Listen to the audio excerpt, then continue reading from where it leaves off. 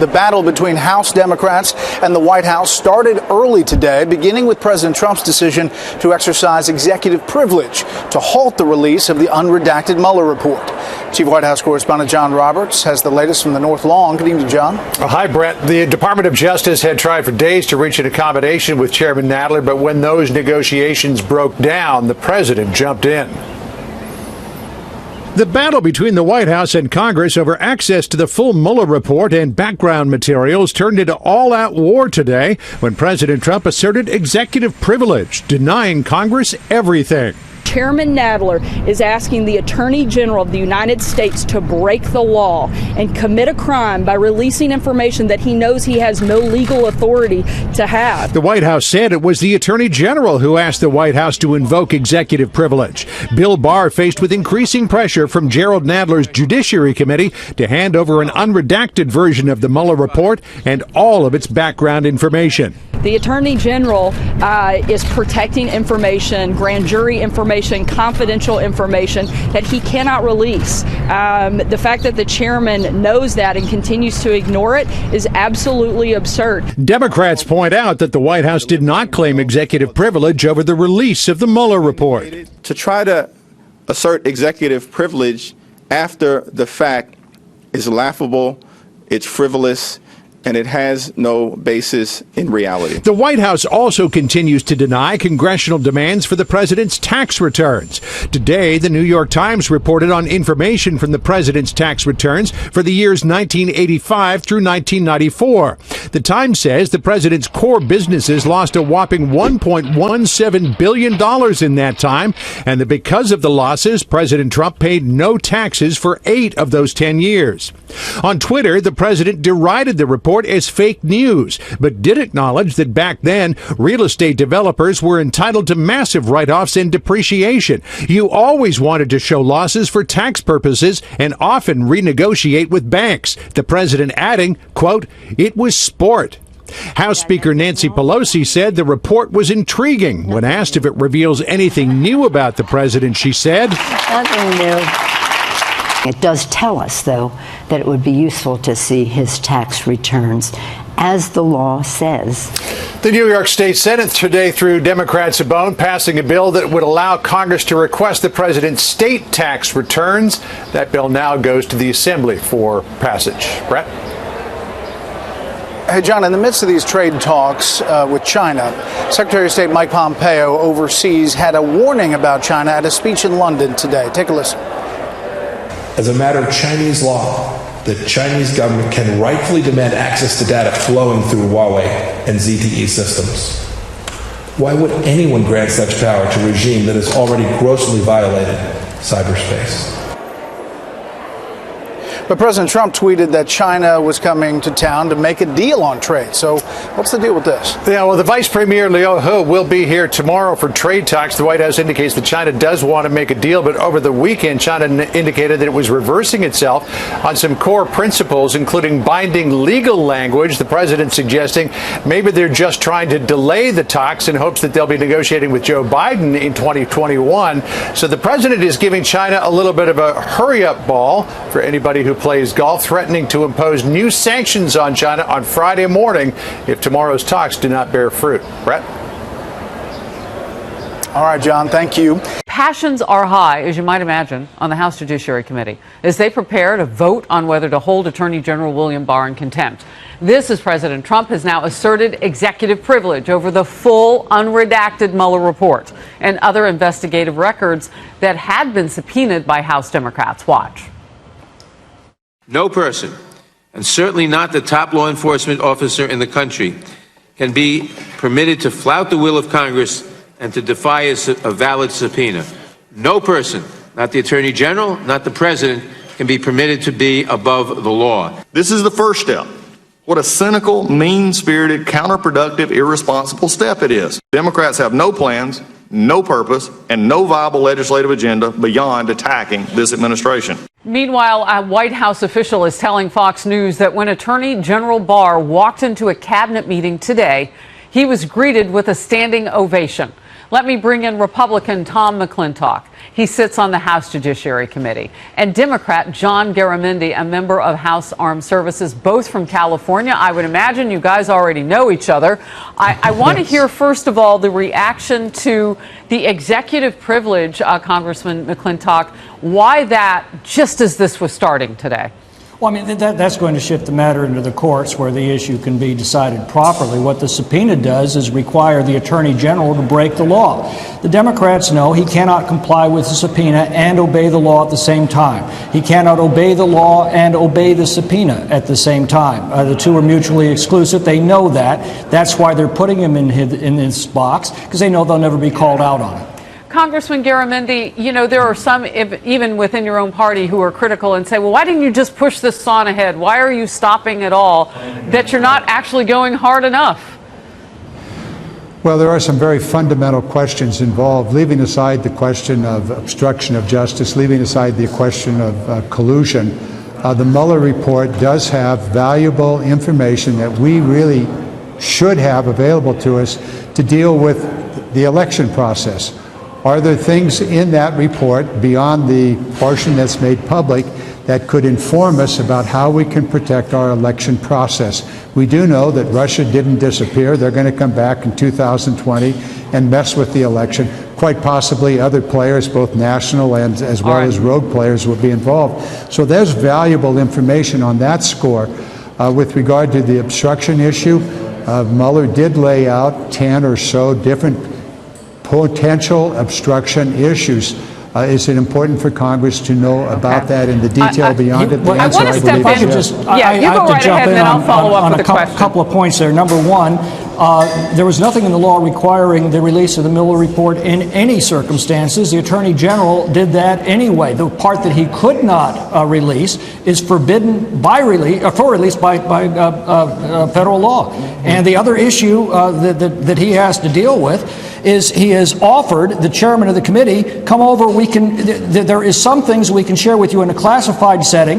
That is everything in the obstruction volume except for 6 lines out of 182 pages. So the Attorney General's been over backwards to be transparent on this. All right, so you bring up a good point, and let me further that, if I can, with you, Congressman Garamendi. Sure. There are, with Chairman Nadler, about a handful of other people who could walk down the hall to a skiff right now. I realize it's not all of Congress, but who could walk down to that skiff and read a nearly 100% redacted document. It's 98.5.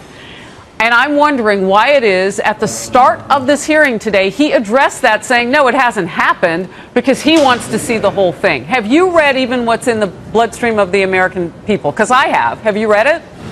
Have I read the Mueller report? The answer is yes, I have. Okay. Some of your colleagues, though, have the right to go into that skiff, and they haven't done it yet. Why not? Well, I don't know the answer to that question, and I don't know which of my colleagues you're referring to. Chairman Nadler and a handful of others who are at the top who have the right to do that. Not the rest of us, not the rest of you. Now, let's just take this piece by piece. The committee is looking at the issues of protecting our democracy, the issues of potential obstruction of justice. Does the full committee need to have that information to make an informed decision? I would suggest that it does. If there is an obstruction of justice issue, as potentially there is, but they would need that information. I want to step in with just this. Isn't. Go ahead, Congressman, and then I'll follow you. Mueller had the responsibility, if there was sufficient evidence to justify an obstruction of justice charge, to make that recommendation. Well, Tom, he most decidedly did not. And he very specifically said why he did not. He did not make a recommendation because of the Justice Department's rules with regard to the... I'm sorry, John, that's no excuse at all. The fact is that the president, if he had obstructed justice, could be prosecuted for doing that after he left office. It was Mueller's responsibility, after pouring $25 million into that investigation in 22 months. If there was sufficient reason to charge obstruction, he had a responsibility to do so. He did not. All right, let me jump in here. Let me just jump in here. Congressman Garamendi? If those members who could, including Nadler, the Chairman Nadler, could walk into that skiff and read a document that's 98.5% redacted, unredacted rather, you know what they could do? They could take a paragraph where there was Sharpie, and they could say, well, you know what? We need this because of such and such. you could make a more compelling argument about why you need grand jury testimony and for the whole thing to be unredacted than by not reading it. And by the way, you're in the majority. You could just change the law, Exactly. and then everything would be open. I mean, Well, you know me. You come on the well, show you a would lot. like You to- know how basic I am. I just want a basic answer as to why not read and put into context, or then move with your power as the majority and change it. Well, first of all, we are the majority in the House of Representatives. The Senate is controlled by the Republicans, and any law We would get that, require the but Nancy presidential Pelosi signature. says do what So you with can in regard- the House until it gets to the Senate. Well, She says it all the time. And let's just take this to the next step. If the Attorney General complied with the subpoena, they would then prosecute him for breaking the law because he's not allowed to release that redacted material. All right, Congressman Garamendi, go ahead. We're going to find out what is going on here in a court case that will soon be before us. This is going to wind up in the courts, as Tom said at the outset.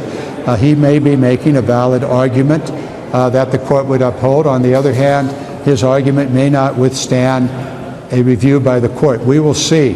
But I think there's also something very, very important here that is taking place, and that is the balance of power that does and should exist between the three branches of government, between the judiciary, which presumably will hear this case, this issue, between the Congress of the United States, and between the president or the administrative branch.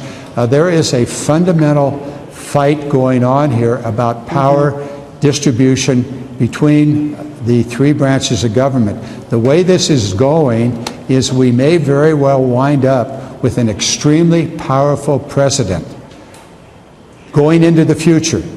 Trump may not be the president after 2021. We don't know. But if Trump is able to continue the path that he's on, there will be a radical change of power between the Congress, the courts, and the presidency that we must pay attention to. Go ahead, Congressman McClintock, go ahead. But this is a tension that has existed in the Constitution That's since correct, its Tom. adoption. That is correct. And the proper place to resolve disputes between the legislative and executive branches is in the courts. It's not in the circus that's going on right now in the House Judiciary. Well, and I asked the question of both of you be. because Yes. I know you know that this is how it goes. And the American people see it. It is somewhat circus-like. Because if all of you got into a room, if the members of the House Judiciary got into a room and talked without all of the cameras and the pomp and circumstance of everybody walking in with their beverage and taking moments to wink at the camera and whatever, and 6 minutes to ask a question with 5 minutes of time, it would be very, very different. I ask you both, one at a time. I'll start with you, Congressman McClintock. How is any of this good for the American people? They want health care. And by the way, Congressman Garamendi, you and I talk all the time about the border.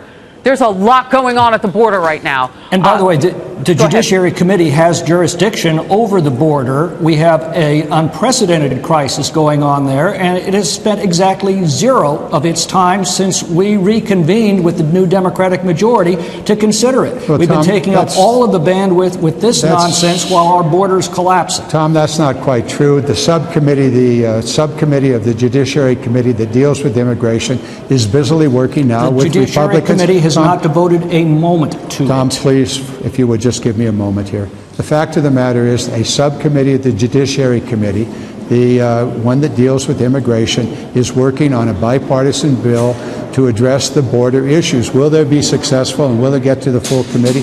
Remains to be seen, but it is not correct to say that the Judiciary Committee is not dealing with other issues. I sit on the Judiciary Committee. The full Judiciary Committee has not met on this issue for one moment. And Tom, it's been you spending and most I- of its time on this kind of nonsense. You know what? I want to thank Well, you you're both missing for the coming point on that at I the made, same Tom. time. Because Thank I think you. it's important for the American people to see that you are willing to talk it out. And you may not reach agreement on this very program, but civil discourse, that's what we're hoping for, because that's where the answers come from. I just wonder if everything ends up in the courts, how that helps America. It certainly doesn't come up with some of the answers that you're looking for, like, you know, walk down to the skiff and read what you can. I'm a basic girl. Gentlemen, great to see you both. Thank you. You got it. Thank you. Thanks, Fox Harris. News. Governor, as we watch this, we see some legal, we see some politics. What do you make of it all? It's mostly theater. Let's face it, this is not a serious discussion of the issue. This is all pontificating, trying to get their points out. The best thing they could do is turn the cameras off, for that matter, turn the lights off, put only the members of Congress in the room and say, you guys talk about this. But get the cameras out of there and the microphones out of there, because the reason this goes on like this, and it produces nothing but extraordinary partisan rancor, is because nobody in that room is serious about resolving an issue. They're serious about trying to present their side, make their side look good, the other side look bad, and it's a waste of our time and money. You know, it's interesting, Capri, as we were just looking seconds ago, and this shot may toggle back between the entire group and then singular people like Eric Swalwell, who we were just looking at, who's running for president for the Democrats. Who isn't running there for he is. president? That's right, me. I'm not running for president. Well, not yet. Me neither.